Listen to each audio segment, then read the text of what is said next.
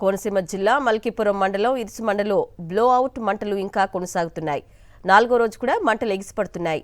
భూగర్భం నుంచి వచ్చే గ్యాస్ ఒత్తిడి తగ్గడంతో మంగళవారం మధ్యాహ్నానికి మంటల తీవ్రత తగ్గింది. అయితే గ్యాస్ ఒత్తిడి పెరిగినప్పుడు మళ్లీ మంటలు ఎగిసిపడుతున్నాయి. ఈ మార్పుల కారణంగా పరిస్థితి పూర్తిగా అదుపులోకి రాకపోవడం ఆందోళనకు గురిచేస్తోంది.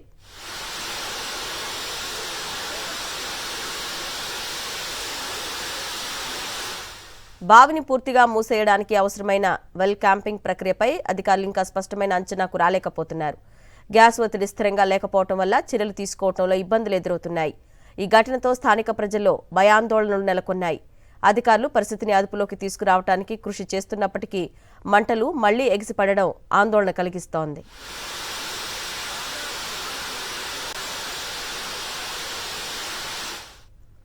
బావిని పూర్తిగా మూసేయడానికి అవసరమైన వెల్ క్యాంపింగ్ ప్రక్రియపై అధికారులు ఇంకా స్పష్టమైన అంచనాకు రాలేకపోతున్నారు. గ్యాస్ ఒత్తిడి స్థిరంగా లేకపోవడం వల్ల చర్యలు తీసుకోవడంలో ఇబ్బందులు ఎదురవుతున్నాయి.